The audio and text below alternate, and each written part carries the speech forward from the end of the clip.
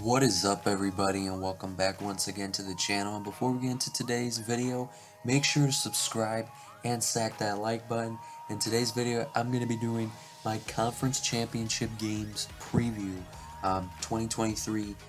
Let's get into it, man. We had a wild week of divisional round games, and now we're down to the final four, and I am fired up for these games. So let's get into my preview for it. So the first game, 49ers at the Eagles. 49ers coming off the win against the Cowboys in that defensive-oriented game. Eagles coming off of that dominating win over the Giants. This is going to be a scrum. This game is going to be a scrum. These might be the two most physical teams in the National Football League. I mean, the 49ers defensive line is the best run defense in the NFL. But the Eagles' defensive line is probably the biggest group of guys in the whole NFL, and they are pretty good at stopping the run as well. And both offenses have a great running game. So, this game is going to be a game in the trenches. Can the 49ers running game overpower the Eagles defensive line? And can the Eagles running game overpower the 49ers defensive line? It's going to be tough. It's going to be very, very tough.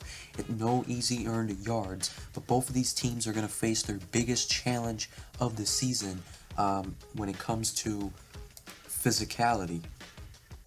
Now, these two teams, we didn't see them play each other in the regular season. They played last year back in week 2. Two very different teams then. The Eagles, a completely different team. The 49ers, a different quarterback. But yeah, so, you can't really take that in consideration. Now, one thing here for the Eagles is definitely the home field advantage. The 49ers having to go out and play it in the cold weather. However, the 49ers last year proved against the Packers that it doesn't matter for them. They went into Lambeau in the snow and the freezing tundra and beat the #1 seed Packers. And this 49ers team is definitely better than that last 49er team.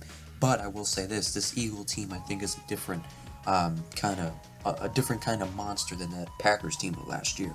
But I do believe that the Eagles aren't going to be able to run the football all over the Niners like they did against the Giants. Jalen Hurts is going to have to pass the ball a lot more in this game.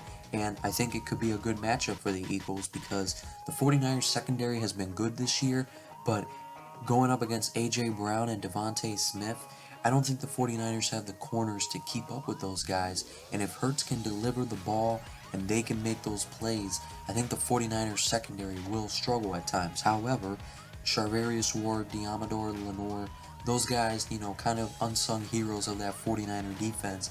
Those are big game guys. Those guys have showed up in big games throughout this year, especially Charvarius Ward going back to his Chiefs years. And Deommodore Lenoir has back-to-back games with a pick. So it's not like the 49ers secondary is terrible. It's going to be very interesting to see how the Eagles offense matches up against the 49er D. Now, it's very important for the 49ers in this game to not fall behind early. You don't want to get this crowd fired up. It can be tough for a young rookie like Brock Purdy to be behind a constant 10 points against that crowd. But I think it's going to be very important, though, for the 49ers to get George Kittle involved early because they're going to need that safety valve for Brock Purdy in this game and feel comfortable dumping it off to his tight end. I think this game is going to be a complete dogfight. It's going to be a very fun game to watch, and it honestly wouldn't surprise me either way where it goes. But I am going to take the 49ers to win it 23-20 in a tight one. This game can go either way, like I said, but I'm going to lean towards the 49ers just because, they're just they're the hottest team in football right now, and I think they're going to go into this game and win it. Then the AFC game, Bengals at the Chiefs. Mahomes versus Burrow now for a fourth time. The Chiefs are sitting at 0-3 against Burrow and these Bengals, but this is obviously gonna be another interesting one. The Bengals went into Buffalo and just completely dismantled the Bills. The Chiefs were able to take down the Jaguars. Mahomes obviously had that ankle injury, a little bit of a concern there, could affect his mobility. The Bengals defense has proven time and time again, though, that they match up well against that Chiefs offense. The Chiefs are a team that loves to um, face zone, and they love to get their guys into the gaps and just sit in the gaps and find the open space. That's what the Chiefs love to do. But however, the Bengals are great at being able to limit that and close in on that coverage quickly. I think a big X factor in this game is the Bengals pass rush. The Bengals pass rush is a middle of the pack pass rush, I believe, but they have been able to show up against the Chiefs in recent memory. And Mahomes with the ankle injury, if he's having trouble, moving around and those guys are getting at him quickly, it's going to be tough.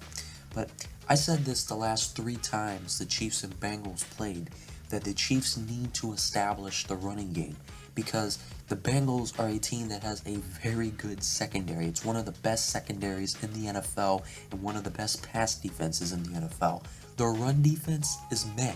The Chiefs need to establish the running game early in this game, and especially you need to establish the running game against the Bengals regardless of who you are.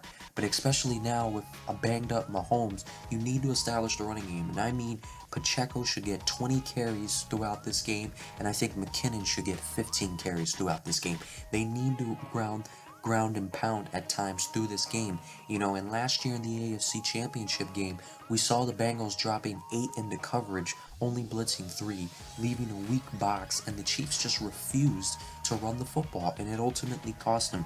The Chiefs need to run the football. You have 2 good running backs who actually had good games against the Bengals earlier this year. You got to get them the football. I can't stress that enough. If the Chiefs try to sit back and pass this ball 40-45 times, they will not win the game. They need to run the football. For the Bengals, their offensive line, looked even though it was completely banged up, looked 100% good against the Bills. The Bills couldn't get any pass rush on Joe Burrow, but however, the Chiefs' pass rush is way better than the Bills' pass rush.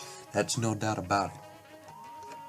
Bengals offensive line is going to be going up against a different test this week. You got Chris Jones in the interior, who had a 15-sack season, who's in Defensive Player of the Year conversation. And then you got Frank Clark, George Karlaftis, Carlos Dunlap. Those guys aren't pushovers either. This Chiefs defensive line led their team to 2nd in total sacks this year, only behind the Eagles. The Chiefs pass rush is pretty underrated. But I think Burrow's a guy who's proven time and time again that the pressure doesn't really seem to faze him. The tough thing is, though, for the Chiefs is their secondary. You got, Trent McDuffie, a rookie. You got L'Jarius Sneed. You got Jalen Watson, a rookie. Joshua Williams, a rookie. Those corners, they're facing the best wide receiver core in the NFL this year, and Ja'Marr Chase, T. Higgins, and Tyler Boyd. If these corners, I hope that Steve Spagnuolo does not sit in man-to-man coverage all game. That's not going to end well. The Chiefs need to sit in zone coverage and just hope that their secondary can hold up, because these guys are not going to be able to guard these receivers one-on-one. But Spagnuolo seems to be kind of stubborn at times and will run man coverage even if he's outmatched. So, that's another big thing right there. But this should be another fun one. I'm going to take the Chiefs to win it 34-31. I think Mahomes gets the over the hump against the Bengals, and the Chiefs get over the hump. And I just think that there's nothing that's going to stand in the way between Mahomes and a second ring. I think Mahomes right now is a man on a mission to go win another one. But if you look at these 4 teams, you can really make a strong argument for any of the 4 who will win it all. And you can make a strong argument for any of the 4 as the weakest of the 4, but you can make a strong argument for any of them as the strongest of the 4. It's really, really a matter of preference and who you think is the better brand of football.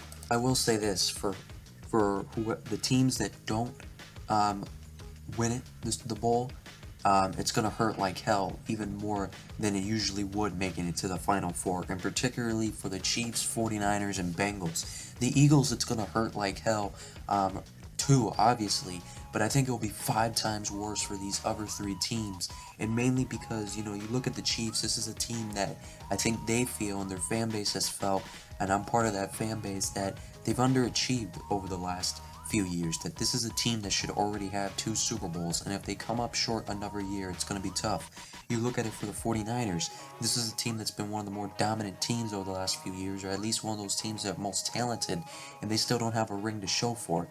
The Bengals, if they lose to the Chiefs, it can be demoralizing in the sense you went to the Super Bowl last year and lost. Now you were 1 game away and you lost to a team that you had already beaten 3 times, but now those 3 times feel meaningless because you didn't get a Super Bowl off of it, and now they're going to the Super Bowl. So it's going to hurt like hell for all 3 of those teams if they do not come out on top. And of course, it's going to hurt like hell for the Eagles, but it's going to be interesting to see the whole thing unfold.